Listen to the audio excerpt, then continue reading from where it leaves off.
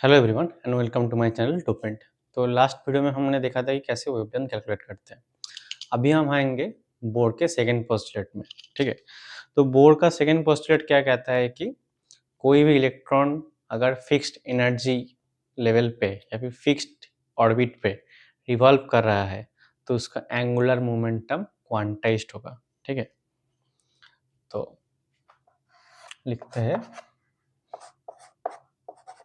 Angular momentum of electron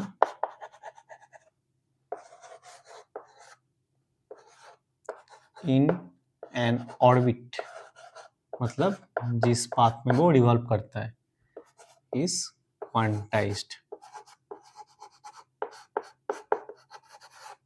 ठीक है, तो जनरली एंगुलर मोमेंटम क्या आता है, एल से डिनोट करते हैं। तो ये आएगा अगर nth ऑर्बिट में है तो nh/2 पाई। ठीक है, यहाँ h आपका प्लैंक्स कांस्टेंट है और n है आपका nth ऑर्बिट या nth सेल। ठीक है, समझ में आया। तो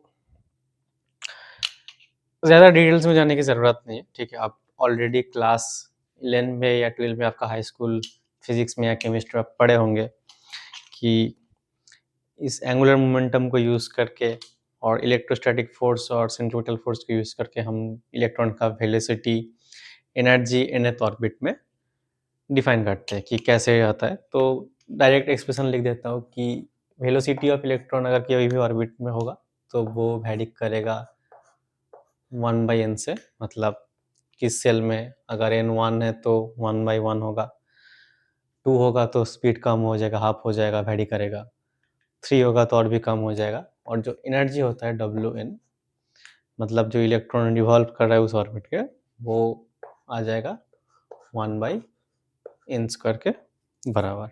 ठीक है, तो यही बेसिक है बोर मॉडल का और इसका सेकंड पोस्टुलेट का। इतनी डिटेल्स में नहीं जा रहे हैं क्योंकि अगर डिटेल्स में जाएंगे तो आपको थोड़ा कन्फ्यूजन भी आ जाएगा और उससे क्वेश्चन भी आता भी नहीं है, तो लिव इट। ठीक है, आई होप आपको सेकंड पोस्टुलेट समझ में आया एंड नेक्स्ट वीडियो में हम देखेंगे क्वांटम नंबर्स।